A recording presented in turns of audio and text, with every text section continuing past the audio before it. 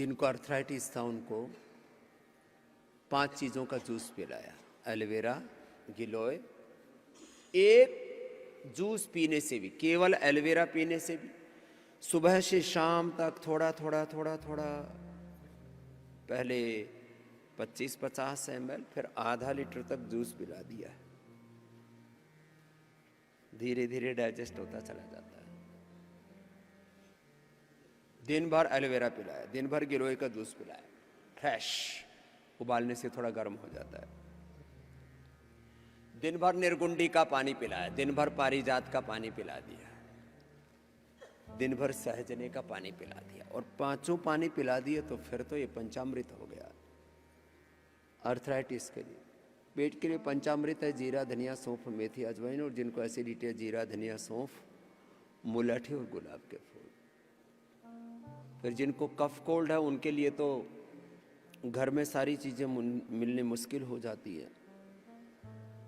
वासा, बनफसा, तुलसी, मुलैठी, काकड़ा सिंगी,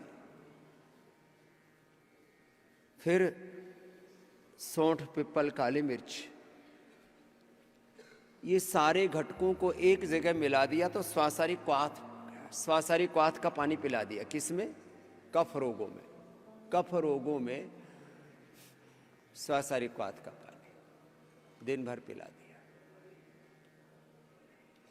जिनको हीमोग्लोबिन बहुत कम था, अनार, गाजर, चुकंदर, व्हीट ग्रास, एलोवेरा, ये 5 का तो फिक्स है।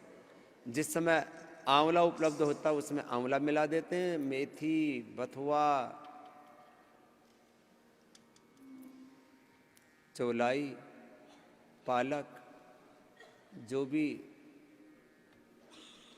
हरी पत्तियां जिस समय उपलब्ध हैं वो उसमें थोड़ा और मिला देते हैं।